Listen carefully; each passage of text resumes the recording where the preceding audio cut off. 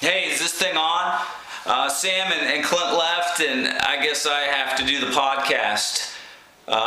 So hey, I want you to meet Harmony. She runs a ministry called Treasures. It's based in LA, but she also started doing some things in Vegas. We can't wait to partner with her on some of the ministry that she's doing to strip clubs. I want you to hear her story.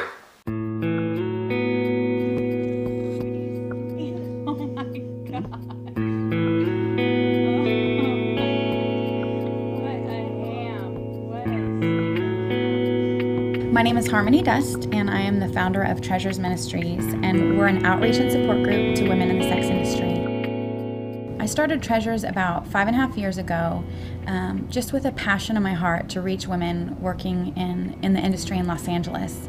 And it sort of started out really grassroots. I was sitting across the street from a strip club that I used to work at, and just my heart was breaking for the girls that I thought might still feel trapped inside the way I once did.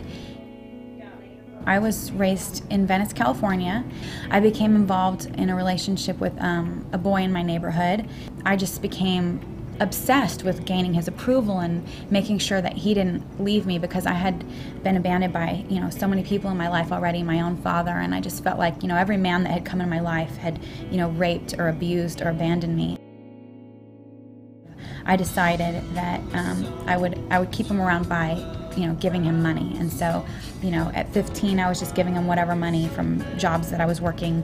By 17, I was stealing money from the cash register at work to fully support him. And then by 19, I was $35,000 in debt and on the brink of bankruptcy. It seemed like stripping was more and more of an option there, and I actually really didn't want to do it. By the end of it, I had 2 apartments and 2 cars, and I was supporting my boyfriend, and he got another girl pregnant while we were together, so I was supporting him and his baby's mama. It was just, an absolute mess. I met a girl, and she was just, a really awesome, vivacious girl. I was, dismayed when I found out that she was a Christian, because I thought, okay, she's going to judge me. She's not going to, after this, forget it. This friendship is over, because I didn't know a lot about Christians, but I was pretty sure they didn't like strippers. So she just embraced me and loved me, and it was through that friendship that I began to experience the unconditional love of God. I just remember walking into the Oasis Christian Center in LA and just feeling like I'm home. And I had never read a Bible. I'd never heard the concept of a church home or anything like that, but that's the sense that I felt, is that I was home.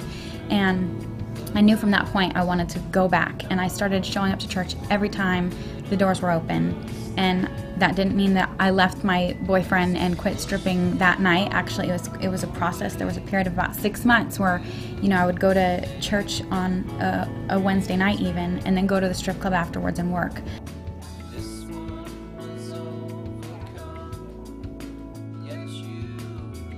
I was on stage and I wanted to cover myself, and I was like, okay, that's really weird. And I, got off stage and I was like, okay, Harmony, shake it off. You got to get back to work. You got to make money. I remember I was just about to approach a man from behind and, tap him on the shoulder and offer him a table dance. And just as I reached over to tap him, the song Purple Rain came on, and it was the song that I had auditioned to, about 3 years prior. And I just took a step back, because I realized, here I thought I was only going to be there for a couple months, and 3 years later I'm still, doing the same thing, spinning my wheels. My circumstances are no better. In fact, they're worse than they were. And, what's going on in my life? And I just remember crying out to God and saying, God, I can't do it. I can't quit tonight. Like, I've got bills, I've got this, I've got that. How am I going to do it? I was terrified. And I just felt like he spoke to my heart and said, I've never let you down, and I'm not going to let you down. I'm going to take care of you.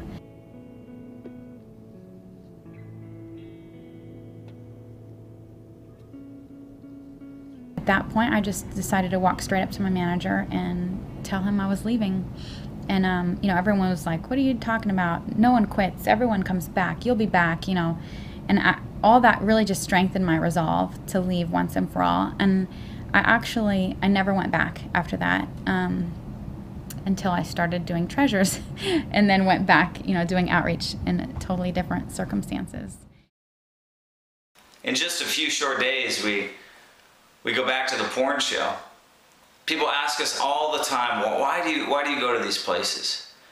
And simply put, we want to just let people know that they're loved by God, that they're of worth, that they're of value, that God has a plan for their lives. A friend of mine, Chrissy, she actually used to shoot porn. Her story is pretty crazy on how she got into it and what she did. And the better story is, though, that she's left. She's come to know the Lord, and God's just using her in some neat ways. I want you to hear just some of the things that she says, and listen as she closes the interview with just her thoughts on being valued and feeling like she's worth something. That's really, at the end of the day, why we go to these shows, to let people know that they are worth something, that they are valuable, that they are precious in God's eyes, and that He loves them dearly. We can't wait to hand out shirts, do hair and makeup, and just talk to hundreds of gals that are in the industry. We've got an amazing team coming to this show that will be there on the showroom floor, in the bathrooms, just showing up in places to let these girls know that God loves them. I was so desiring love so bad that I did really stupid things. And then I also found like a modeling website where people post their own portfolios, and all the people look like normal people. They didn't really look like models. But the stuff the photographers were writing underneath their pictures was like, oh, she was so great to work with, and this and that. And I was like, well, if they can get modeling work, I'll try it and see. It started off just topless. It was just really strange, really strange. Eventually, after being in the business, I got used to it. They would want me to say things that I don't say and do things that I don't do.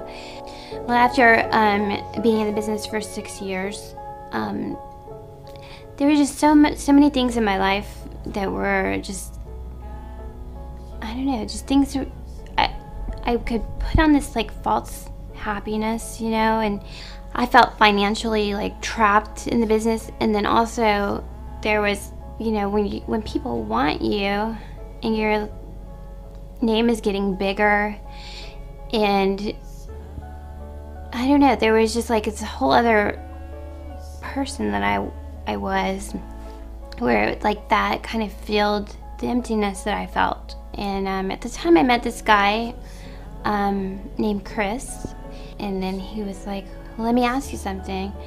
He's like, do you believe in God?